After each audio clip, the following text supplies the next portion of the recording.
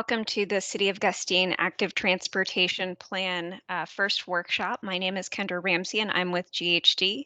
We are assisting the City of Gustine in developing their active transportation plan. Um, really appreciate your time and interest in this project. So for this workshop, we'll be introducing the project, talking about what an active transportation plan is, going through some of the existing conditions and needs analysis that we've done thus far, discussing opportunities and challenges, and then going into what some of the next steps are for the project. So an active transportation plan is a community's roadmap to improve walking and bicycling for members of the community as well as visitors. It starts out with an analysis of current plans, policies, and demographics, looks to address the walking and bicycling needs of the community. And so to do that, it engages the community as well as looking at existing data to understand what infrastructure, what sidewalks and bike lanes might need to be added to what's currently there. It also looks at programs and policies that might be put in place to help create a culture where walking and bicycling are um, modes that people use for transportation for their daily trips. It then prioritizes recommendations to help the agency decide what improvements they should seek funding for and in what order these should be implemented. So the plan that is underway for Gustine will include this analysis of existing conditions and needs. It will look at policies and programs. It will develop infrastructure recommendations. So for a sidewalk network, for bicycle facilities, as well as different support facilities. It will estimate the cost of these improvements. It will then develop an implementation plan that outlines a recommended priority for different projects based on community input and based on available funding. And throughout all of this, we will be engaging the community to understand needs, opinions, and community priorities. So the Gustine Active Transportation Plan is on schedule to be completed this fall.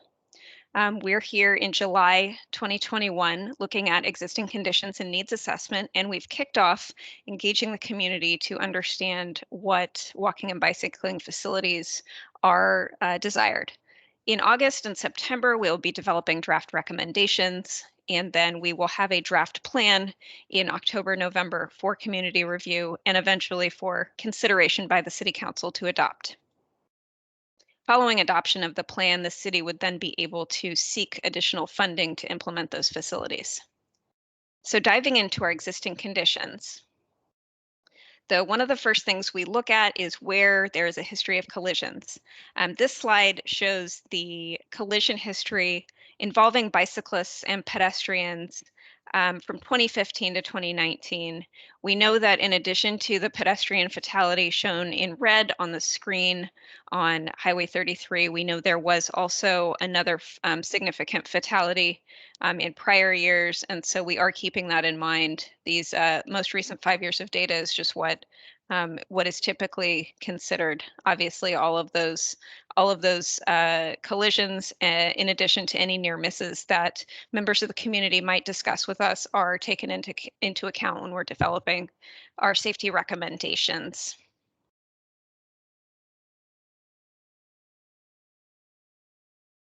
So another thing we look at is to document the gaps and barriers in the transportation network. So this can look like whether there are large barriers such as wide roadways without crossing improvements, railroad crossings, as well as gaps in the sidewalk network that might prevent people from wanting to walk and bike for their daily trips. So we identify where those are throughout the city so that we can then look to develop recommendations for improving those facilities, whether it's filling sidewalk gaps, creating additional bicycle facilities, or working to create alternative routes. We know in one case there is a roundabout planned for the central location where Highway 33 turns from 4th Street down towards 6th Avenue. We know that the city is already planning on improving that barrier, so that's great news, and we'll be looking to supplement that great work with other efforts. So additionally, we look at the destinations around town that people are trying to get to on a daily basis. We also look at transit access. So we know that a lot of people who ride public transit, the beginning and end of their trip is usually walking or bicycling. So we like to know where those facilities are so that we know where they need access to. And so this map depicts a lot of the facilities in downtown that people are going to for shopping, recreation, for their school and worship needs, as well as park facilities to recreate. So good information to know where people are going. And again, if you are able to attend any of our in-person events or come to our website, you can tell us where some of the destinations that you are interested in walking or bicycling to are located. So equity analysis, this is a piece of the active transportation plan that really helps us document for the community how it compares to other parts of the state. The state has dedicated funding to improving transportation conditions in communities that have traditionally experienced less investment in terms of transportation network. Also, communities that have lower income levels than the state average, that have a higher pollution burden, and other similar factors. And so this map depicts one of those data sources called CalEnviroscreen, and really essentially you can clearly see on this map that Gustine, compared to the region around it and compared to the state as a whole, is one of those areas that has that documented need, which is helpful in making the case to the state that projects that come out of this plan should be prioritized for funding. So this is just one of those tools we help document to help the city get on that path to seeking additional funding.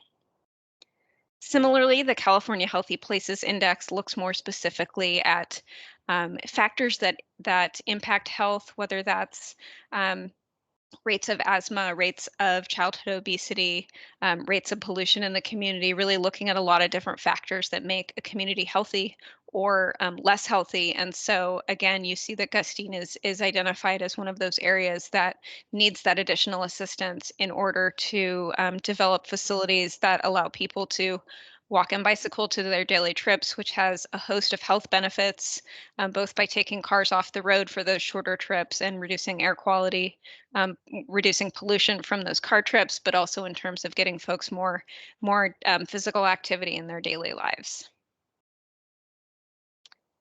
So looking specifically at the facilities throughout Gustine and identifying challenges and opportunities for active transportation, we have done, we visited Gustine and done some field work in the community to kind of look at the current state of walking and bicycling there. And as I'm sure I don't need to tell many of you, there are areas that are lacking sidewalk, or maybe it's disconnected, as we see in a lot of existing established communities.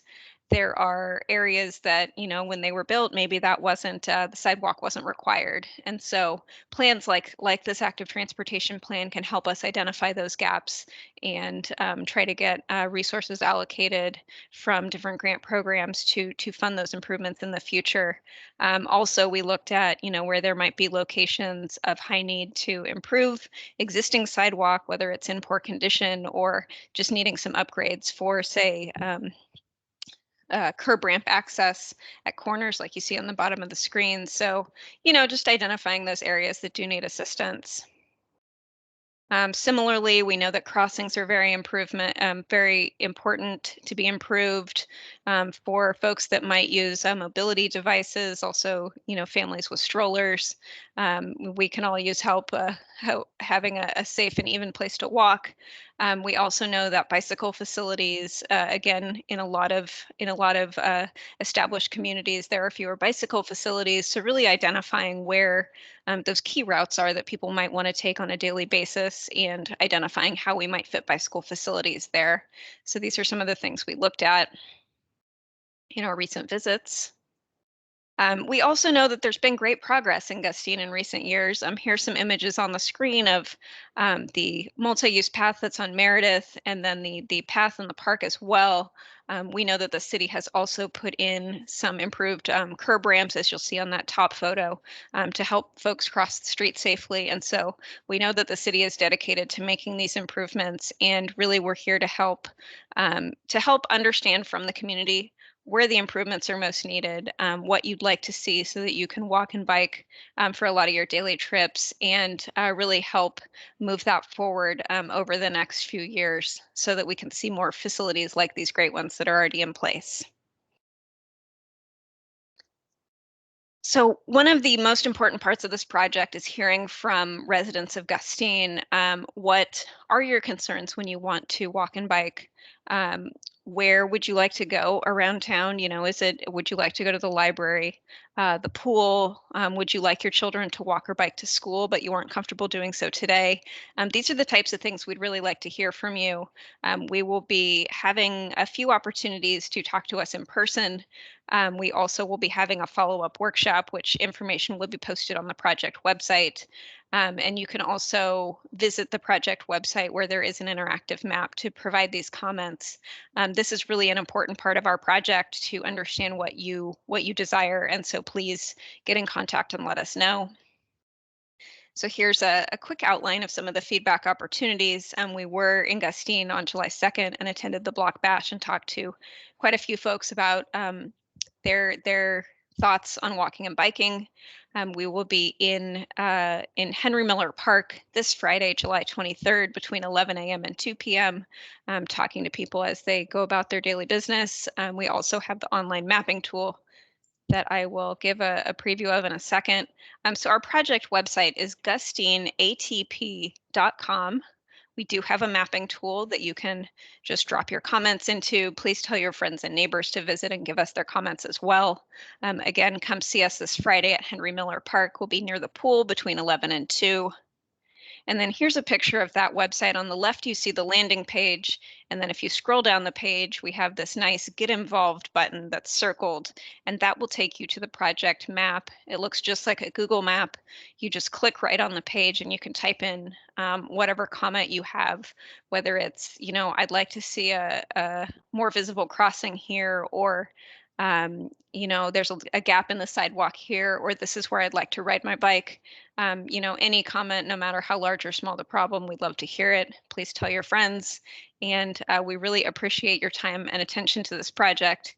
And we look forward to partnering with you to make an active transportation plan that meets your needs. Thank you and have a great day.